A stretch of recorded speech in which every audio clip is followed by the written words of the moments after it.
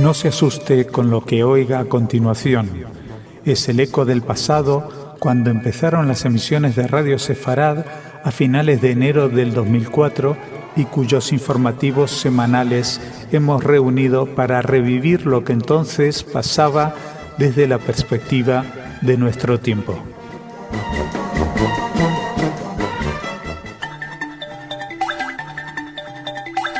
En Radio Sefarad, noticias. Bienvenidos a nuestro espacio informativo. Tenemos que empezar hablándoles de la muerte de un soldado israelí en un enfrentamiento con terroristas en Nablus. Hablaremos de eso. También hablaremos de cómo Olmert va subiendo peldaños en el índice de popularidad según una última encuesta. También hablaremos, como les decía, de este enfrentamiento, de la situación con los palestinos. Hablaremos a continuación de unas imágenes que estremecieron a todo el mundo en el 2000. ¿Recuerdan las imágenes de un niño palestino acribillado a balazos en medio de un enfrentamiento? Bueno, pues hay conflicto con estas imágenes que se las ha pedido el ejército israelí a France 2. Se lo explicamos un poquito más adelante. Así como también hablaremos de argentinos que murieron en la Shoah y también de judíos venezolanos de origen sefardí que han recuperado la nacionalidad española. En Cultura nos hablará Jorge de cine israelí en San Sebastián. Por ahora empezamos en Oriente Medio. La agencia France Press informaba ayer de que según una encuesta publicada el martes, el índice de popularidad de Ehud Olmert aumentó un 10% en 2 semanas, hasta llegar a un nivel de aceptación del 35%.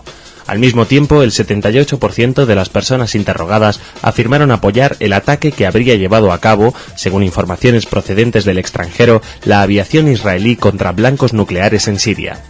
Mina Tzemach, directora del Instituto de Encuestas Dahav, cuyos resultados fueron publicados ayer por el diario Yedot Aharonot, afirmó que el primer ministro tiene motivos para estar satisfecho. Y tanto, es una progresión espectacular. Había caído en picado en los últimos sondeos. Recuerdan que había llegado incluso a tener la aceptación solo de un 3% de la población. También se estaba pendiente de la encuesta de Vinograd. Todos los analistas lo daban ya por un cadáver político a Olmert, y parece ser que no. Parece ser que que esta incursión en el cielo aéreo, en el espacio aéreo sirio, pues ha tenido unas positivas repercusiones en la aceptación a Olmert. Evidentemente da la sensación, después de Vinograd se le había acusado de proteger mal a los israelíes. Después de este ataque a este supuesto armamento nuclear, pues habría demostrado que los está defendiendo y de manera limpia. De hecho, esto ha recordado también a Menachem Begin, que en 1981 también, según todos los pronósticos, iba a perder en las legislativas, y sin embargo logró ganar a Shimon Peres, que era su rival laborista en aquella época, debido a un vuelco en la opinión pública provocado por un ataque exitoso también contra una central nuclear, en esta ocasión en Irak. Es importante, pero para que vean que el mundo es de locos, y que a veces los dirigentes dicen una cosa hoy y mañana ya no saben qué van a decir. Ayer Ehud Olmert adoptó un tono muy tranquilizador, y hablando con periodistas, sin aludir directamente a esa operación de la que estábamos hablando, dijo que estaba dispuesto a negociaciones sin condiciones previas con Siria, y atención, aquí es lo más sorprendente, destacó que sentía respeto por el presidente Bashar al-Assad. Se han estado tirando los trastos a la cabeza los unos a los otros, y ahora uno siente respeto hacia el otro, y Bashar al-Assad lleva muchísimo tiempo diciendo que estaría encantado de sentarse a negociar con Israel. Son las cosas. Preferimos escuchar estos comentarios en este tono que cuando se ponen más beligerantes, eso desde luego. Beligerantes, seguimos. Vamos a hablarles ahora de los enfrentamientos con terroristas en Nablus. Citando fuentes israelíes, Aurora Digital informó ayer de que un soldado israelí y un terrorista palestino murieron en enfrentamientos durante una incursión del ejército en el campo de refugiados de Ein Beit Ilma, en la ciudad cisjordana de Nablus. El soldado falleció en el helicóptero que lo transportaba al hospital a causa de las heridas. Por otro lado, fuentes médicas identificaron al terrorista como un miembro del Frente Popular para la Liberación de Palestina. Los brazos armados del Frente Popular para la Liberación de Palestina y de Yihad Islámica se atribuyeron la autoría de la muerte del soldado y también las heridas que le provocaron a otros 2 militares. Según un portavoz de las brigadas de Al-Quds, que es la rama militar de la yihad islámica, estos soldados fueron alcanzados por una bomba que estaba oculta en una casa que detonaron justo cuando la estaban registrando los soldados. Un portavoz militar, por su parte, indicó que la incursión tenía por objetivo la búsqueda de terroristas en el campo de refugiados en Beit Ima. El ejército también destacó los numerosos tiroteos y lanzamientos de cócteles molotov y de explosivos con los que se encontraron sus efectivos que habrían recaudado. Fuentes de seguridad palestina, por su parte, subrayaron que este operativo era bastante superior a los que están acostumbrados en Nablus. Bueno, y ahora pasamos a seguir hablando de enfrentamientos. Hubo unas imágenes que hace unos años realmente nos espeluznaron a todos, imágenes tremendas, un enfrentamiento entre israelíes y palestinos, que en el fuego cruzado en medio aparecía un padre con un hijo adolescente pequeño que lo intentaba proteger y que sin embargo moría ante las cámaras. Bueno, pues parece ser que esas imágenes no estaban tan claras como pensábamos. Fuentes oficiales informaron de que el ejército israelí solicitó a la cadena de televisión francesa France 2 el material inédito de la grabación sobre la muerte por disparos de un niño palestino de 12 años de edad en la franja de Gaza. El ejército declinó especificar las razones por las que se interesa por estas imágenes, pero lo cierto es que la solicitud se produce cuando en Francia se inicia un contencioso legal entre France 2 y un observador de medios, Philippe Carnegie, que acusa a la cadena francesa de editar el incidente.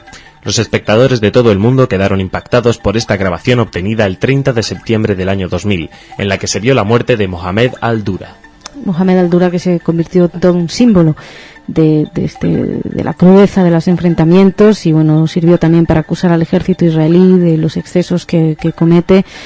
Las imágenes, bueno, como les comentaba, se ve al muchacho aterrorizado, protegiéndose por el padre gesticula frenéticamente y en ese momento parece ser que habría un corte y después, posteriormente, se ve al niño inmóvil sobre el regazo de su padre. El reportaje cita testigos y al cámara que graba las imágenes y asegura que el disparo que mató al chico provenía de posiciones cercanas a las israelíes. Sin embargo, 7 años después, las circunstancias del tiroteo no están del todo esclarecidas y hay opiniones y se puede oír comentarios de todas partes. Los palestinos acusaron a las tropas israelíes de la muerte del muchacho y por parte del ejército israelí la versión es diferente, es que aparentemente, efectivamente, el disparo habría provenido de posiciones israelíes, pero hubo una investigación posterior que determinó que era bastante plausible que el muchacho hubiera sido alcanzado por balas palestinas en el curso del intercambio de disparos. En fin, sea lo que sea, era un intercambio de disparos, pilló en medio al muchacho y bueno, no hay justificación, sea de un bando o de otro donde le hayan matado, pero tampoco para utilizarlo evidentemente como un símbolo contra unos o contra otros, sino contra el absurdo del enfrentamiento entre ellos. Pero bueno, France 2 no ha dicho si va a proporcionar o no el material inédito de la grabación a este ejército, pero recordando que es un símbolo de la supuesta crueldad del ejército israelí, pues es importante este juicio que está teniendo lugar y el querer verificar que efectivamente sea así. Seguimos. Se crea una unidad de investigación sobre argentinos víctimas del nazismo. Una unidad especial de investigación para determinar la identidad de los argentinos que fueron víctimas del régimen nazi en Alemania fue creada en Argentina en el ámbito de la Secretaría de Derechos Humanos que preside Eduardo Luis Duhalde. El organismo se abocará a la búsqueda, recuperación y análisis de la información que permita establecer la identidad y lo sucedido a los argentinos asesinados, desaparecidos o internados en los campos de exterminio durante la Shoah. Para ello, la Cancillería gestionará la entrega de la información con la que cuenten el Gobierno de la República Federal de Alemania, el Estado de Israel u otros países. Según se informó en el comunicado, la unidad va a funcionar en el ámbito del Archivo Nacional de la Memoria, estará a cargo de la Directora Nacional de Asuntos Internacionales, Andrea Gualde, y de la Coordinadora del Archivo, Judith Said. También se invitó a la Fundación Raoul Wallenberg a designar un representante en el organismo. La resolución de la creación de la unidad señala que el ejercicio de los principios de memoria, verdad y justicia exige a través de los mecanismos establecidos para ello, no obstante el tiempo transcurrido, en razón de la imprescriptibilidad de los delitos de lesa humanidad, que se impulse la investigación de las violaciones a los derechos humanos. Bueno, pues es importante esta unidad que se crea. Poco tarde, pero bueno, se crea al fin y al cabo y seguimos hablando de llegar tarde. Bueno, pues tarde llegan algunas nacionalidades para otros. El gobierno español acordó conceder la nacionalidad española a 15 ciudadanos venezolanos, descendientes de judíos de origen sefardí, en una medida de la que también serán beneficiados 15 ciudadanos de nacionalidad turca. El Consejo de Ministros indicó que estas personas alegan y han demostrado como circunstancias excepcionales estar vinculados con España por su pertenencia a la comunidad de judíos sefardíes, con el consiguiente reflejo cultural en sus costumbres y el mantenimiento del idioma español. La nacionalidad española se adquiere por carta de naturaleza, otorgada de manera discrecional por el Gobierno, cuando en el interesado concurran circunstancias excepcionales, después de tramitar un expediente para cada caso particular. Pues no estaría contenta la reina católica de que les devolvieran esta nacionalidad. Llega tarde, pero llega al fin y al cabo. Ya saben que hubo que salir de aquí, de España, en 1492, y siguen estos judíos ligados a la cultura hispánica por lengua y por tradición. En la actualidad se calcula que la comunidad sefardí alcanza los 2 millones de integrantes, dicen, la mayor parte de ellos residente en Israel, Estados Unidos y Turquía. Y desde Radio Sefarad no podemos sino alegrarnos por esta noticia. Los datos que le acabo de dar de 2 millones son de la agencia EFE, tal vez sean unos cuantos más, pero bueno, son los datos que nos han otorgado y nos alegramos mucho de esta recuperación de nacionalidad. Nos vamos ahora a hablar de cultura con Jorge. ¡Vámonos! Jorge, ¿qué tal? ¿Qué nos traes hoy? Muy bien, traigo las novedades que se van a presentar especialmente en el Festival de Cine de San Sebastián, en la sección Zabaltegui. Sabes que hay una sección muy prestigiosa de este festival. Y en la sección de nuevos directores va a haber una película israelí de Yitzhak Grad, o Tzahi Grad, que se llama Tunua Meguna, que se podría traducir como un gesto obsceno o algo así. Y esto cuenta una historia de un típico vecino que es modelo y que un día en la mañana del día del Holocausto... El típico vecino que es modelo, tú tienes mucho... Modélico, yo no tengo ningún... Casado y con un hijo, dice. Bueno, yo soy casado y con un hijo, o sea que yo soy modélico. Ah, perdón, había entendido el típico judío, el típico vecino modelo, digo, ¿no? Y cuenta la historia que en la mañana del día del Holocausto, justo antes de que suene la sirena, choca con el coche de una persona y la mujer de este le hace un gesto obsceno y bueno, y a partir de ahí se desencadena una serie de peripecias a partir de este gesto. Uh-huh. Bueno, como digo, esta película se va a presentar los días 22, 23 y 24, el 22 a las 12 en el Cursal 2, a las 10 de la noche en el Teatro Principal para prensa y acreditados. Digamos que va con subtítulos en castellanos y electrónicos en inglés. Luego el día 23 en Antigua Berry 2 y en el día 24 a las 6:30 en Príncipe 7, es el último pase. Y en la sección de Zabaltegui, que se llama Perlas, se va a presentar una película que se llama Meduzot, que es una coproducción israelí-francesa dirigida por Edgar Keret y Shira Geffen, con varios actores importantes, y cuenta la historia más o menos de un banquete de bodas, que alguien se rompe una pierna y que cancela la luna de miel en el Caribe. Es digamos en plan comedia.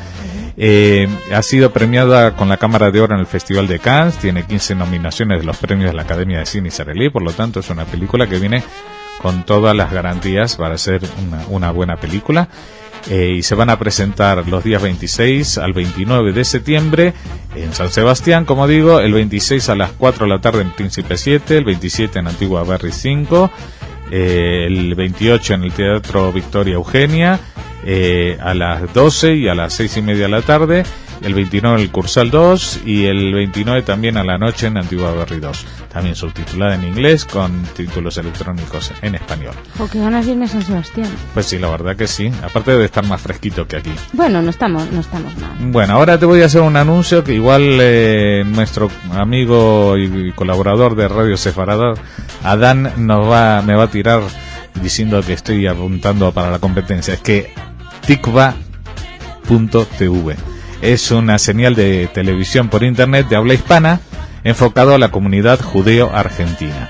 Es un canal judeo-argentino por internet que pretende fortalecer los vínculos de las diversas comunidades judías del mundo y del Estado de Israel con los medios de comunicación, con el apoyo de AMIA, DAIA, OSA, Agencia Judía y CUJA.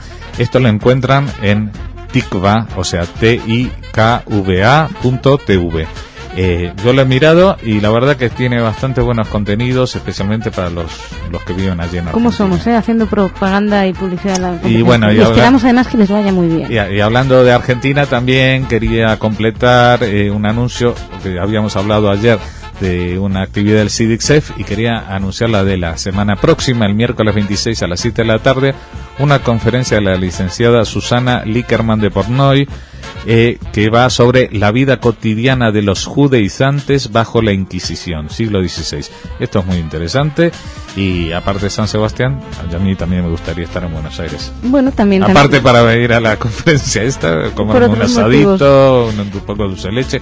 Pero bueno, esta semana me tengo que portar bien. Bueno, pórtate bien. Sí, por lo menos esta semana. Esta semana. Luego ya te lo replanteas. Jorge, muchísimas gracias. Muchas gracias a ti. Te espero mañana. Y ahora nos vamos al rincón de Irit. Irit, ¿qué tal? Bien. Cuéntame qué me traes. Encuestas. Ah, bueno, está bien. Esto siempre es siempre refrescante. Nos cuenta que algo así como el 70% de los judíos se piensan asistir a la sinagoga por lo menos una vez durante las fiestas. El 71% considera la comida de Rosh Hashanah como el evento más importante.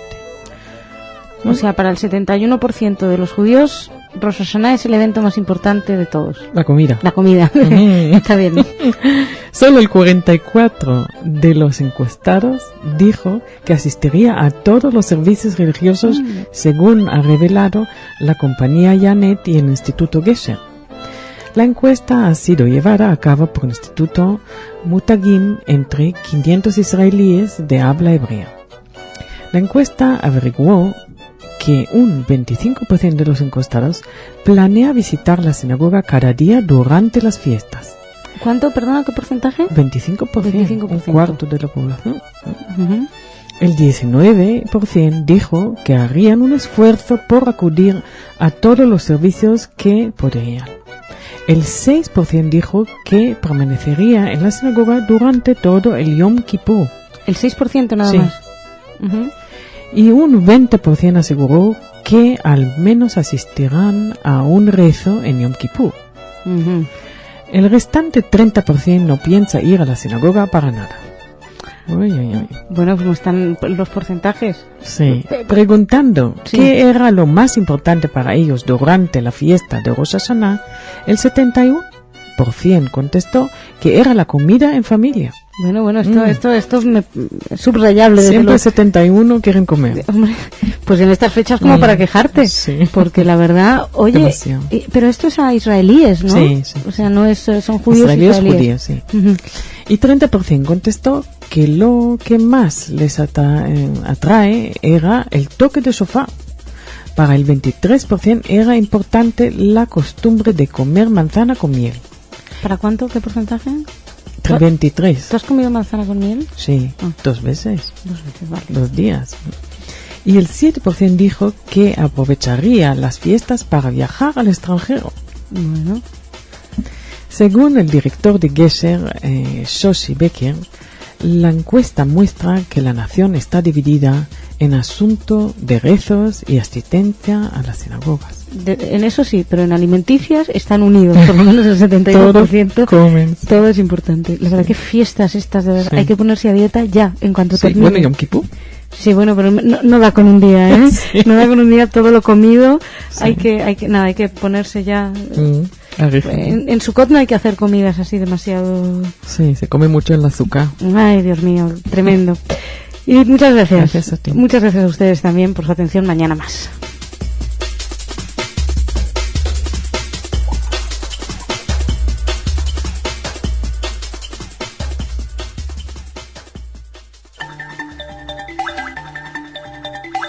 En Radio Sefarad, noticias.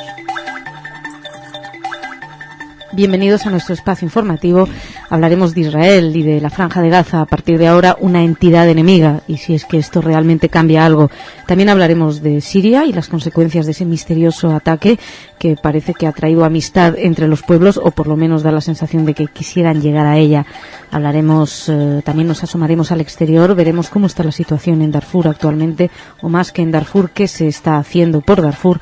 Veremos en Milán que se construye un monumento en memorial a las víctimas de la Shoah, y también nos pasaremos por España para hablarles de Lucena, de la construcción de un centro de interpretación de la cultura judía.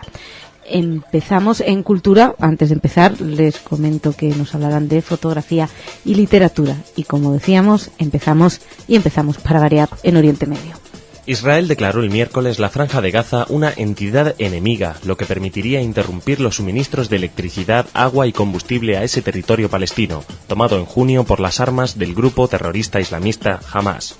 Por su parte, el portavoz del grupo terrorista Fawzi Barhum aseguró que Israel será el responsable de la escalada de violencia y de toda masacre o estupidez que se cometan tras esta decisión, mientras la secretaria de Estado norteamericana Condoleezza Rice llegó el miércoles a mediar entre israelíes y palestinos antes de que tenga lugar la reunión de paz patrocinada por Estados Unidos.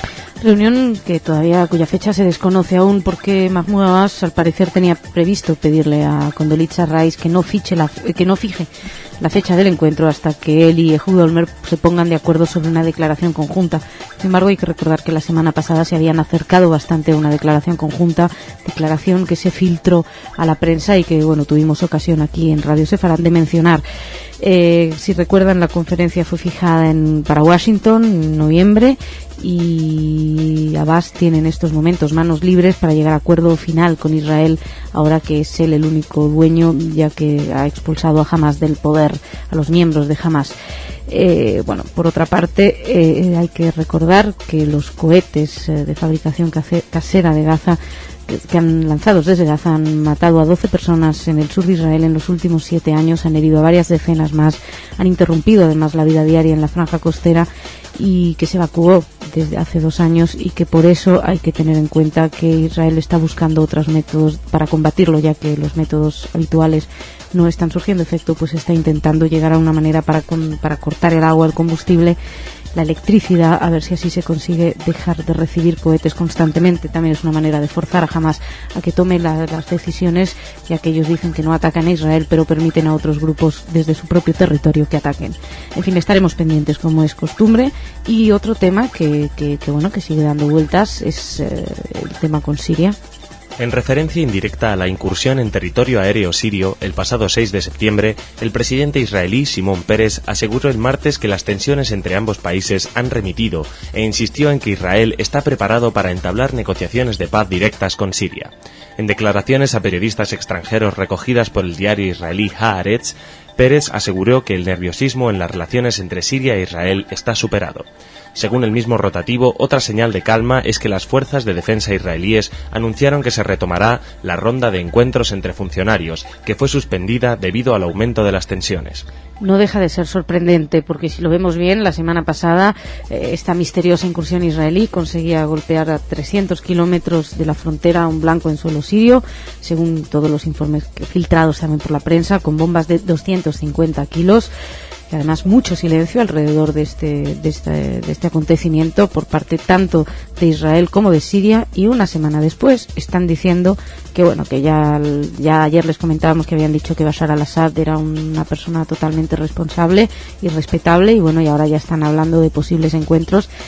Realmente misterioso ataque que también, entre otras cosas, varios analistas comentan que puede haber sido no solamente una humillación por el hecho de que se suponía que, Siria dice tener una de las mejores defensas antiaéreas del planeta, sino que también se ha visto que la actitud de algunos países árabes, véase Egipto o Arabia Saudí, y que en otro momento hubieran puesto el grito en el cielo por lo sucedido, pues se han callado, han vuelto la espalda a Bashar al-Assad, y esto está considerado como un gesto de definitivo rechazo a la conexión de Siria con Irán, con lo cual daría la sensación de que Bashar al-Assad puede ser o tendría un mensaje que comprender después de esto, y sería el de alejarse de Irán. Pero los analistas nos irán diciendo por qué caminos y por qué derroteros irán estos países. Nosotros por ahora nos limitamos a contarles lo que tenemos. Y vamos a echar un vistazo al exterior, nos vamos a preocupar por otro pueblo que sufre, del que hablamos aquí bastante a menudo y que hace tiempo que no vemos qué está sucediendo: Darfur. Los principales actores de la crisis en Darfur se dan cita este viernes en Nueva York, al margen de la Asamblea General de la ONU, para impulsar una solución definitiva a más de 4 años de conflicto en esta región del oeste de Sudán. A la reunión de alto nivel asistirán ministros y representantes de unos 30 países, convocados por el secretario general de la ONU, Ban Ki-moon, y el presidente de la Unión Africana, Alpha Oumar Konaré. Ban Ki-moon considera la crisis en Darfur como una de sus principales prioridades y quiere aprovechar la oportunidad para avanzar hacia una solución definitiva, tras su visita este mes a Sudán, Chad y Libia. El secretario general explicaba en una rueda de prensa que espera que se pueda diseñar una estrategia, una hoja de ruta, también llamó, para las próximas negociaciones políticas que tendrán lugar en Libia. Dijo que hay que redoblar los esfuerzos para no perder el impulso positivo que se ha logrado crear. Recordamos la guerra civil en Darfur ha dejado, según la ONU, estas son las cifras oficiales de la ONU, unos 200.000 muertos, más de 2 millones de desplazados, se habla incluso de 2,5 millones de desplazados desde febrero de 2003. Las cifras varían según quien las dice, algunos dicen que son más, otros dicen que son menos, pero lo cierto es que la violencia sigue cobrándose víctimas a medida cada día que pasa y cada vez son más y siempre son demasiadas. El gobierno sudanés, por ejemplo, con lo de las cifras de víctimas, decíamos solo reconoce 9.000 muertos, pero bueno, decimos solo reconoce con una facilidad porque 9.000 muertos son 9.000 muertos, también es una barbaridad. En fin, el acuerdo que se tiene hasta ahora ha sido muy difícil de alcanzar, largos meses de negociaciones, compromiso personal además del secretario general de la ONU, que se ha tomado este tema de una manera muy personal y que para él es muy importante llegar a algún tipo de acuerdo, con lo cual, tal y como él mismo explicó, la crisis tiene varias causas distintas y hay que abordarlas en su conjunto, dijo, seguridad, política, recursos, agua, cuestiones humanitarias y desarrollo. Y nosotros seguiremos también pendientes de esto. Cambiamos de tercio, vamos a hablarles ahora de un homenaje desde Italia.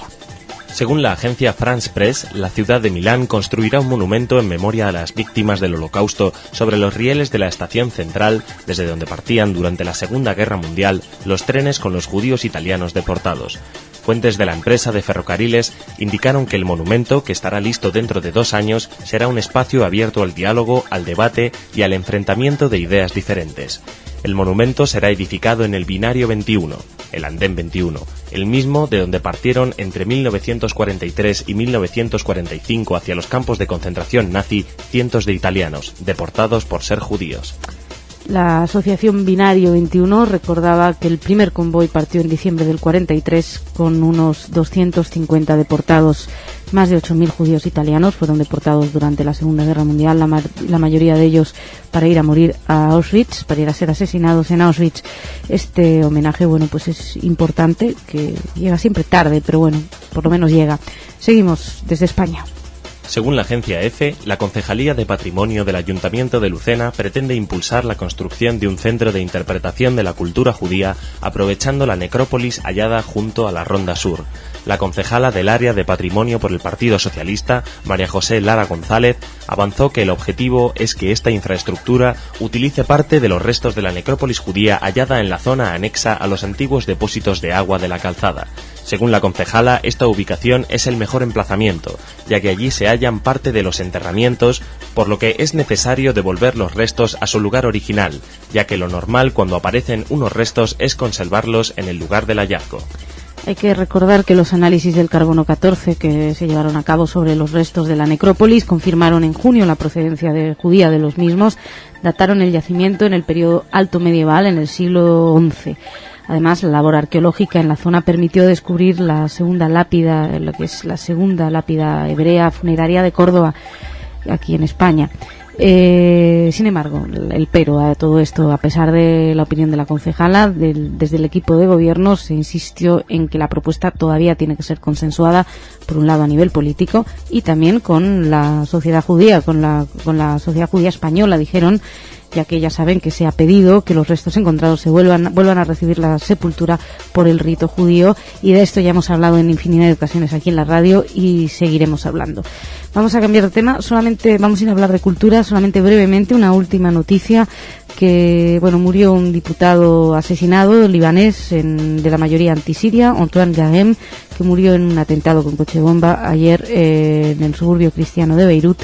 Así fue indicado a la agencia France Press por un dirigente de su partido, además de él 5 personas que viajaban por ahí, también que estaban ahí, murieron junto a él. En fin, lo dicho, dejamos aquí la primera parte del informativo, venimos a hablar de cultura. ¡Vámonos!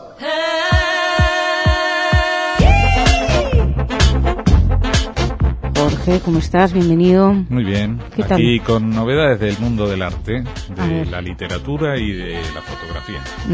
Cuéntame.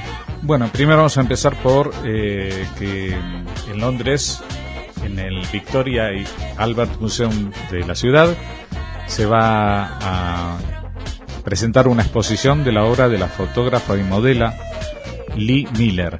Se llama El arte de Lee Miller y presenta 150 instantáneas de la vida de esta peculiar mujer judía, también símbolo de la mujer libre en unos años que recién empezaban a asomar. Y bueno, ella fue musa de gente como Cocteau, de Man Ray, trabajó con Dalí, con Charles Chaplin, fue amante de Aziz Aloui Bey, pero luego se casó con el pintor y poeta inglés Roland Penrose. También es muy conocida en su faceta de fotógrafa por sus imágenes de los campos de concentración de Buchenwald y Dachau en el 45, ella con la liberación. Que estaba ella iba con las tropas. Ella iba con las tropas y luego hubo una imagen muy polémica de ella que se hizo muy famosa, que es ella metida en la bañera del apartamento de Hitler en Múnich. Por Dios, qué mal gusto. Bueno, sí, pero no sabía esto. Bueno, al final terminó sus días mal. En los años 50 dejó la fotografía y terminó sumida en la depresión y el alcohol. Y ahora que se cumple el centenario de su nacimiento, pues se prepara esta exposición en Londres. Es que meterse en la bañera de Hitler no puede traer nada bueno, pero es una cosa se supone que la habrían limpiado. Bueno, voy a seguir. ¿Qué te iba a decir? Modela, dijiste que era una modela. Modelo. Ah, bueno, digo, esto de políticamente artista vocabulario. Y modela. Un artista y una modela.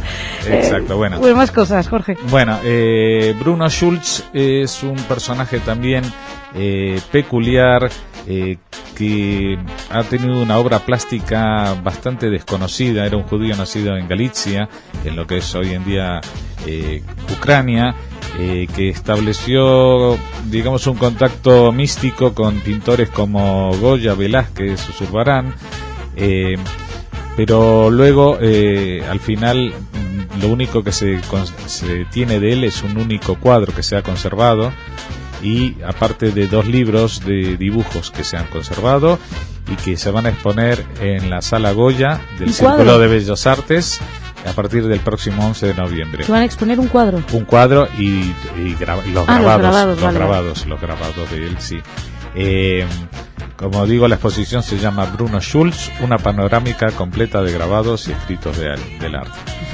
Pues también en el terreno de la literatura tenemos que felicitar al Círculo de Lectores y a la editorial Galaxia Gutenberg por fin editar la primera edición en castellano de Vida y Destino, la obra cumbre de Vasily Grossman, un autor judío de Rusia, nacido en Berdichev en 1905, que murió en el 64 en Moscú, y que no pudo publicar su libro en vida porque el régimen de Khrushchev lo prohibió, porque en su libro relataba, digamos, cómo se habían portado la Unión Soviética en la época de la Segunda Guerra Mundial, el tema de los campos de exterminio, etcétera, etcétera.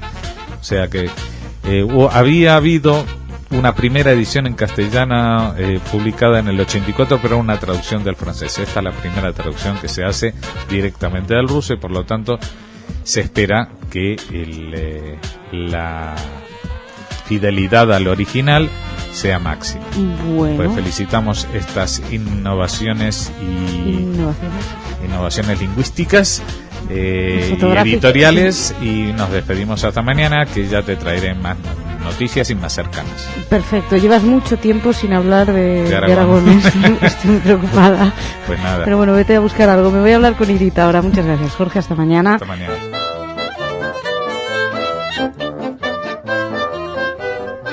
Hola, Irit. Hola. ¿Qué tal? Bien. Oye, veo que traes varias cosas hoy, sí, ¿eh? Me estás haciendo trampas. Sí, dos cosas. Bueno, voy a mirar para otro lado.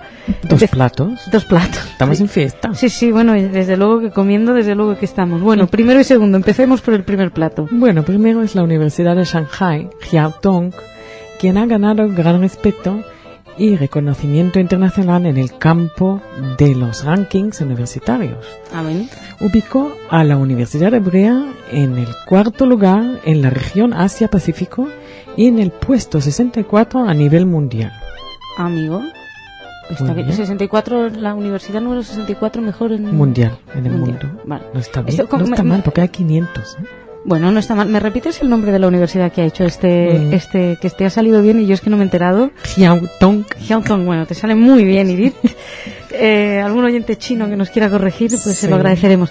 Pero, vale, ¿cuáles son las otras universidades que hay? Bueno, la Universidad Hebrea recibe cientos de estudiantes chinos. Fíjate. Los cuales son enviados para instruirse en los distintos campos como ciencias exactas, medicina, tecnología, humanidades, ciencias sociales y agricultura. Una vez finalizada su instrucción, regresan a su país para transmitir los conocimientos adquiridos, dando un panorama más específico y exacto de la Universidad Hebrea. En cual es tomado también como parámetro para los futuros rankings académicos.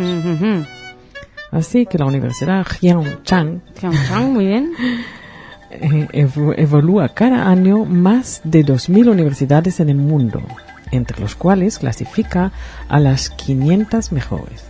El criterio de clasificación está basado en una combinación de factores entre los cuales se encuentran premios otorgados a alumnos y staff, artículos publicados en prestigiosas revistas científicas y el número de investigadores citados. La Universidad Hebrea fue la única institución israelí incluida entre los 100 mejores universidades del mundo, junto con Harvard, Stanford y la Universidad de California, Berkeley y Cambridge. Bueno, no está mal, las compañías. Muy buenas. Y te voy a pedir que pases al segundo plato. Bueno, el segundo plato es comestible casi, ¿eh? A ver. Una asociación israelí para defensa de los animales ha pedido el final de la tradición sefaradí que consiste en el uso de los pollos en el ritual de la capará. ¿El uso de los? Pollos. Ah, los pollos. Ah, vale. Sí. Cada año por Yom Kippur muchos judíos ortodoxos pagan para tener un pollo sobre sus cabezas como símbolo de penitencia. Luego el animal es sacrificado y comido. El grupo Let the Animals Live, es decir, dejar a los animales vivir, que es la asociación israelí más grande para la defensa de los animales, ha enviado una carta a quien fuera el rabino mayor sefaradí de Israel, Rabbi Ovadia Yosef, pidiéndole que ordene a sus seguidores que suprimen esta cruel tradición y la sustituyen por otro rito más humano, como por ejemplo dar dinero a organizaciones que se ocupan de ayudar a los pobres. Bueno, pues vale, desde aquí apoyamos esta moción, Sí. si es posible. Irit, gracias. Gracias a Te ti. espero mañana. Mañana. Hasta mañana. Muchas gracias a ustedes también por su atención. Mañana más.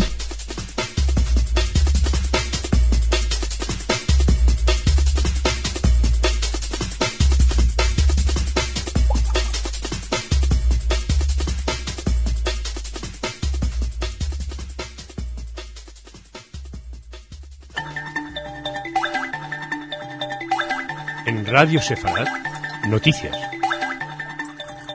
Bienvenidos a nuestro espacio informativo. La situación en Palestina, la relación con Siria, también Estados Unidos e Irán, así como las indemnizaciones alemanas del Tercer Reich, a las víctimas del Tercer Reich, y unas svásticas bastante incómodas son algunos de los temas de los que hablaremos hoy. En Cultura, Jorge va a traernos arte de todo tipo, cine, literatura, así que se tienen que quedar. Empezamos por ahora la primera parte del informativo y empezamos en Oriente Medio. La secretaria de Estado norteamericana Condoleezza Rice pidió este jueves negociaciones serias sobre la creación de un Estado palestino de cara a la reunión internacional sobre Medio Oriente que Washington quiere llevar a cabo en noviembre. Mientras que Rice mantuvo una cierta ambigüedad sobre las expectativas de su gobierno, el presidente palestino Mahmoud Abbas estimó que la reunión debe significar el lanzamiento de negociaciones que desemboquen en el fin de la ocupación israelí. Abbas afirmó que está intentando alcanzar con el primer ministro israelí Ehud Olmert un acuerdo sobre un calendario de aplicación antes de la reunión y condenó la decisión israelí de considerar la Franja de Gaza como una entidad hostil. Abbas explicó que toda sanción contra el pueblo palestino, individual o colectiva, pues les molesta a ellos también y que les inquieta, evidentemente. Dice que también afectará a las relaciones bilaterales con Israel y a las discusiones que mantenga la Autoridad Nacional Palestina junto con ellos. Respecto a este tema se interrogó a Condoleezza Rice y dijo que que considera Hamás, que comprende lo de que se considera una entidad hostil. Además distinguió entre la población de Gaza y el movimiento terrorista. Por otra parte, la Unión Europea ayer se unió a un llamamiento realizado por la ONU en el que le piden a Israel que reconsidere la decisión de declarar la Franja de Gaza una entidad enemiga. De todos modos, para más información respecto a este tema, les recomendamos que escuchen nuestro programa que sale hoy desde Israel con nuestro corresponsal Sale Mergui, donde nos explica un poquito mejor la situación. Por ahora, y también del siguiente tema nos habla Sale Mergui. Vamos a hablarles a continuación de Siria. Según la agencia EFE, durante una entrevista que concedió al canal público de la televisión, el jefe de la oposición parlamentaria en Israel, Benjamín Netanyahu, confirmó la operación de la Fuerza Aérea del pasado día 6 que violó el espacio aéreo de Siria, hasta ahora bajo censura militar, lo que ha suscitado la indignación del gobierno. El ex primer ministro Netanyahu es la primera personalidad pública que reconoció la existencia de esa violación del espacio aéreo sirio por aviones F-15 de la Fuerza Aérea israelí para atacar supuestas instalaciones nucleares de ese país árabe. Netanyahu afirmó apoyar al gobierno cuando hace cosas por la seguridad de Israel y admitió haber tomado parte en la decisión oficial silenciada hasta la fecha y bajo censura. La reacción de los allegados al primer ministro Olmert no se ha hecho esperar. Se podía leer ayer en el Yediot Ahronot que manifestaban que estaban estupefactos con Netanyahu y lo tildaban de irresponsable, insensato y peligroso. Se preguntaban cómo ha podido vivir, como lo conocen, hacer algo así. Y dicen que está enfermo o que no sabe dónde vive. En fin, como verán, le ha llovido a Netanyahu por todas partes. Insisto, escuchen el desde Israel, donde nos lo explica nuestro corresponsal. Y seguimos. Vamos a hablarles a continuación de una comodidad diplomática entre Estados Unidos e Irán. Las autoridades de Nueva York rechazaron este miércoles una solicitud del presidente de Irán, Mahmoud Ahmadinejad, para visitar la zona cero, devastada por los atentados del 11 de septiembre de 2001.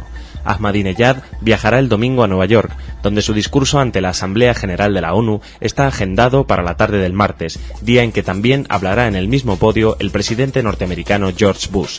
La visita del mandatario de Irán, país que figura en la lista de Estados Unidos entre las naciones que apoyan al terrorismo, suscitó reacciones de rechazo y se produce en plena controversia sobre el programa nuclear iraní. La verdad es que sería un poco el colmo del sarcasmo si estuviera ahí, si Ahmadinejad fuera a visitar la zona cero. Decía Rudolf Giuliani, exalcalde de Nueva York, alcalde durante cuando fueron derribadas las Torres Gemelas, que Ahmadinejad es un hombre que lanzó amenazas contra Estados Unidos e Israel, que aloja al hijo de Bin Laden y a varios líderes de Al-Qaeda, que envía armas a los iraquíes que luchan contra los Estados Unidos, desarrolla armas nucleares, así que no es realmente la persona más apropiada para ir a ser fotografiada junto a la zona cero, que desde luego sería una foto bastante simbólica y bastante curiosa, vamos a dejarlo ahí. Estados Unidos tiene que recibirlo porque va a la ONU, aunque se pidió, por favor, alguna gente pidió a la ONU, a Ban Ki-moon, que no recibieran a Ahmadinejad. Sin embargo, Ahmadinejad tiene todo el derecho a asistir a las reuniones de la ONU, explicó Ban Ki-moon, y cada país debe decidir quién lo representa. Así que, conforme a las convenciones diplomáticas internacionales vigentes, Estados Unidos tiene que permitir el acceso a Ahmadinejad en calidad de país anfitrión, lo que desde luego va a provocar bastantes incomodidades. Por si acaso, a quienes han prohibido visitar los Estados Unidos es al embajador en Ginebra de Irán, Ali Reza Moayyeri, porque había estado involucrado en la crisis de los rehenes. Bueno, dejamos aquí esta parte del mundo. Vamos a hablarles de las indemnizaciones que Alemania va a pagar. El gobierno alemán acordó este miércoles conceder una indemnización de 2.000 euros a las personas que trabajaron en los guetos judíos creados por los nazis durante el Tercer Reich. Esta indemnización no está destinada a los trabajadores forzados de los guetos, que ya han recibido diversas indemnizaciones desde el año 2000, sino a aquellas personas que fueron obligadas, por sumas en muchas ocasiones ínfimas, a vivir y trabajar en el gueto. Hasta ahora su situación, mal definida, no les permitía optar a una pensión, por lo que se trata de uno de los pocos colectivos que aún no han recibido compensaciones por las actuaciones del gobierno de Hitler. Un portavoz gubernamental, Ulriko Wilhelm, explicó que el pago acordado no es compensación, es un gesto humanitario. Dijo que así el gobierno además quiere garantizar que la decisión da una solución rápida y no burocrática al problema. El Ministerio de Finanzas estima que hay unas 50.000 personas que pueden reclamar la compensación y el objetivo es conceder la indemnización a los aspirantes de más edad lo antes posible con la menor burocracia posible, como les decíamos.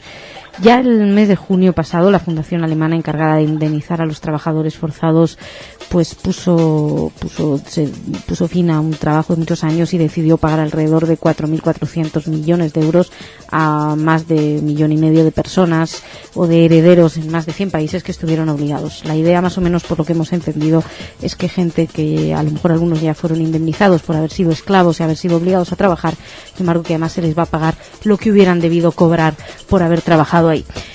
Por cierto, hablábamos de símbolos, una cosa curiosa, pudimos leer ayer en el Jerusalem Post que la tumba de Pétain, del mariscal Pétain, tristemente famoso por su colaboración con el régimen nazi en la Francia de Vichy, pues fue profanada el otro día por algunos vándalos que fueron al cementerio donde estaba enterrado y eso, estropearon la tumba. Bueno, nosotros seguimos hablando de cuestiones del pasado y de símbolos. La empresa textil española Zara retiró una colección internacional de bolsos del mercado después de que un cliente en el Reino Unido haya devuelto uno de los artículos porque contenía esvásticas. Fuentes de Zara confirmaron que la colección afectada fue fabricada por un proveedor externo en la India y que en el diseño original aprobado por la empresa del grupo Inditex no aparecía tal símbolo. Pese a que el caso fue calificado de anecdótico y que de momento solo se conoce que un artículo lo lleve, esta serie formada por diferentes modelos inspirados en símbolos hindúes fue retirada por completo. Esto, bueno, aquí ha sido calificado de anecdótico, pero este tema ha llegado a la Unión Europea. Si recuerdan, cuando Alemania intentó prohibir todos los símbolos, que las comunidades hindúes, en concreto las están en Inglaterra, las más numerosas, pusieron el grito en el cielo porque para ellos la svástica es un símbolo sagrado que nada tiene que ver con el nazismo. Lo que pasa es que, claro, es muy difícil separar la imagen que aquí en Europa tenemos de la svástica y comprender que uno compra un bolso con pequeñas esvásticas y se queda tan tranquilo y dice no, nada que ver con el nazismo, es un símbolo hindú. Lo cierto es que también cuesta creer y darse cuenta cómo llegó a colarse un bolso con svásticas, imaginamos, por ahí dibujadas. En fin, lo cierto es que Zara dijo que comprendían la indignación del cliente, pero destacando que el simbolismo de la svástica no es solo político, dijo, pero bueno, aquí en Inglaterra, en Europa, es el más importante, y dijeron además que se pusieron en contacto con el proveedor para esclarecer el asunto. Y dejamos aquí la primera parte del informativo, nos venimos a hablar de cultura.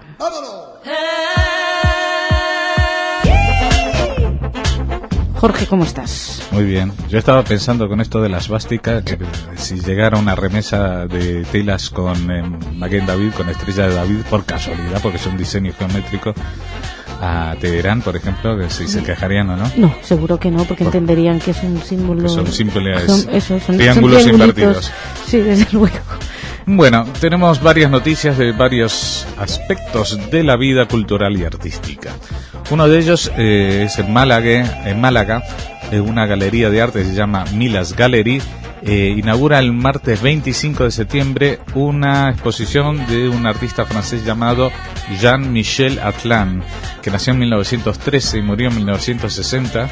Son 36 litografías, descripción de un combat, Kafka, y serigrafías y tinta china, Le Miroir du Roi Salomón, o sea, los espejos del rey Salomón, corresponden al periodo del 47 al 62, y esto va a estar hasta el 31 de octubre. Este tal Atlan nació en Constantina, en Argelia, y se trasladó a París en el año 30, estudió en la Sorbona, fue pintor autodidacta, empezó a pintar en el año 41, luego fue arrestado por ser judío y por su activismo político, pero años después entró en un grupo artístico llamado Cobra.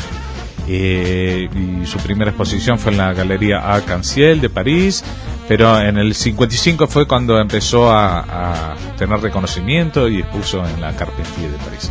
Bueno, es un artista del circuito.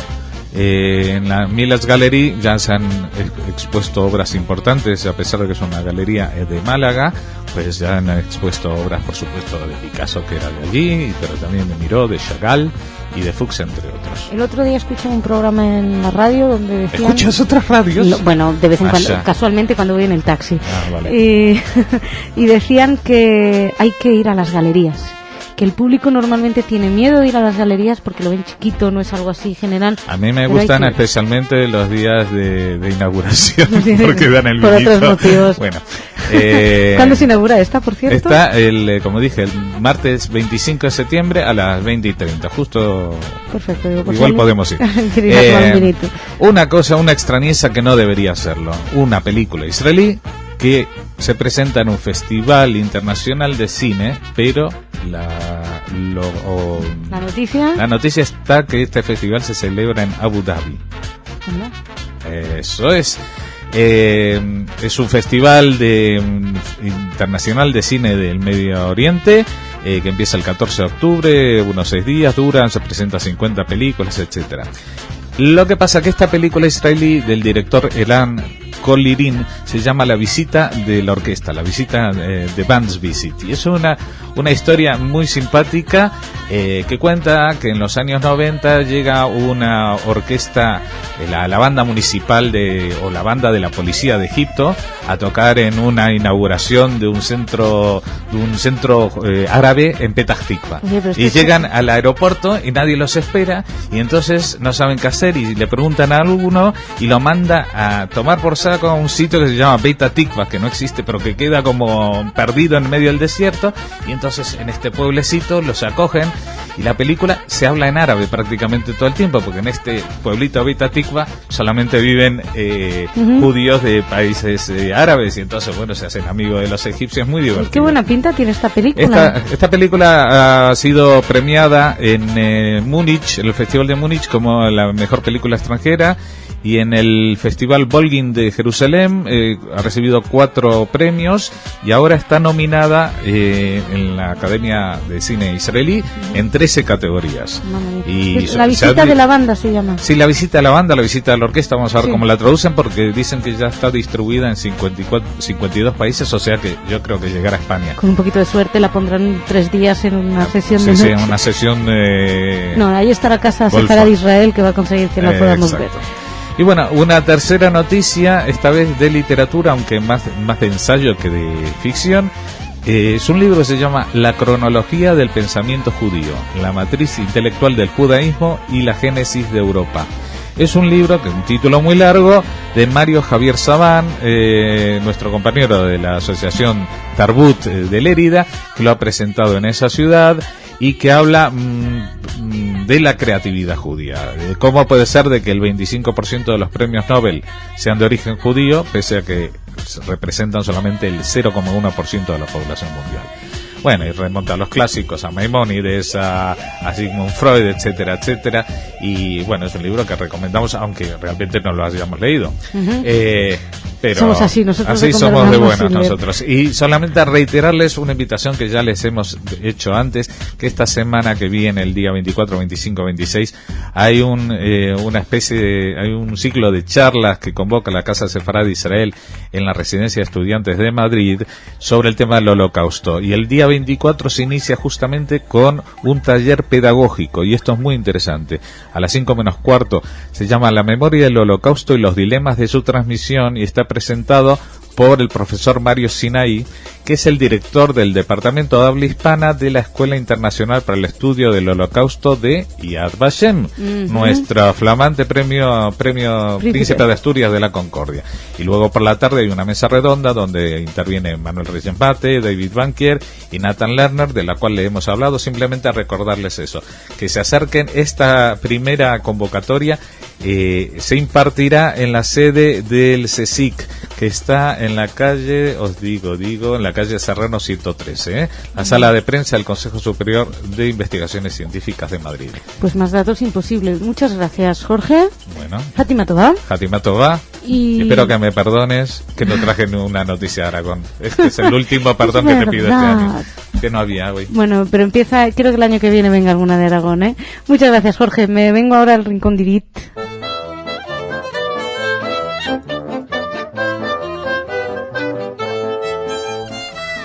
Hola, Irit. Hola. Estás muy rebelde porque estás protestando de que pongo límites a las secciones y que no está bien. Sí. Bueno, tenemos un año sabático. ¿Eh? Está bien, venga, empecemos ya. Shnat Shemitah significa en hebreo el año sabático. En torno a esta obligación religiosa, la polémica parece interminable. El año 5768, recién comenzado, es año sabático. Dice el libro de Levítico en su capítulo 25. Cuando habríais entrado en la tierra que os voy a dar, tendrá su descanso sabático en honor de Dios. Durante 6 años sembrarás tu campo y podarás tu viña y vendimiarás tus frutos. Pero el 7º año será año sabático para la tierra en honor de Dios. Será un año de descanso completo para la tierra. El año sabático se cumplió en tiempos del primer templo, pero no todos están de acuerdo sobre si se cumplía también en el tiempo del templo segundo. Pero como se trata de un mandamiento que concierne a la tierra de Israel y como durante la diáspora no se cumplió, las discusiones sobre su vigencia continúan. En 1889 resurgió el problema con el moderno retorno a Eretz Israel y basándose en algunos cálculos se ordenó cumplir con el mandamiento. Algunos aseguran que si se cumple se hundiría la agricultura y si no se cometerá pecado. 2 grandes rabinos de finales del siglo XIX, Rabbi Yitzhak Elhanan Spector y Rabbi Shmuel Moaliber, idearon una fórmula para salvar la agricultura, el Heter Mejira, fórmula mediante la cual se vende a un gentil la tierra durante un año para así poder trabajarla y al año retorna al dueño judío. Esta solución fue admitida por el gran rabino Kook y es el sistema aceptado hasta hoy. Pero los grupos religiosos nunca se mostraron de acuerdo, aunque la aceptaron. Hace unos años, tras el eje del judaísmo jaredí o ultraortodoxo, surgieron voces que exigían otra solución. Hace 7 años, los seguidores del rabino Eliashiv, máxima autoridad de los jaredim ashkenazíes, pidieron que los agricultores entregan la cosecha al tribunal rabínico o a quienes ellos nombren para que estos vendan los frutos. Ese tribunal fijará los precios y se convertirá en una especie de central de compras, ficción legal, y se llamará Otzar Betin. Porque con ese dinero se podrá comprar en otro sitio la fruta, que no es la tierra judía. Es destacar que durante siglos hubo autoridades rabínicas que consideraron que no se debe cumplir el mandamiento del año sabático, ya que se perdió la cuenta y no se sabe calcular. En 1987, el rabino conservador David Glonkin publicó una respuesta sobre Shnat Shemitah, proponiendo cumplirla de forma voluntaria, ya que en nuestra época ya no es obligatorio. Pero las organizaciones agrícolas están en contra de Otzar Betin y el rabinato central sefaradí apoya a los agricultores, mientras muchos rabinos ashkenazíes exigen que se cumpla con el Otzar Betin. El gobierno vendió este año las tierras de Israel por un año a un oficial del ejército de origen ruso. Y eso está de acuerdo con el sistema de Heter Mejira. Bueno, es complicado, ¿eh? Sí. Es difícil, hay que ir ahí. Sí. Yo creo que es la solución. Haciendo encaje de bolillos. Del rabino Kook, que era el rabino al principio del Estado de Israel, oficial de hoy. Bueno, pues nada, Edith, muchísimas gracias, Játima Tobá. Nos Tobá. encontramos la semana que viene. Muchísimas gracias a ustedes también por su atención. El lunes tenemos una noticia. Hasta entonces, Játima Tobá, muchas gracias.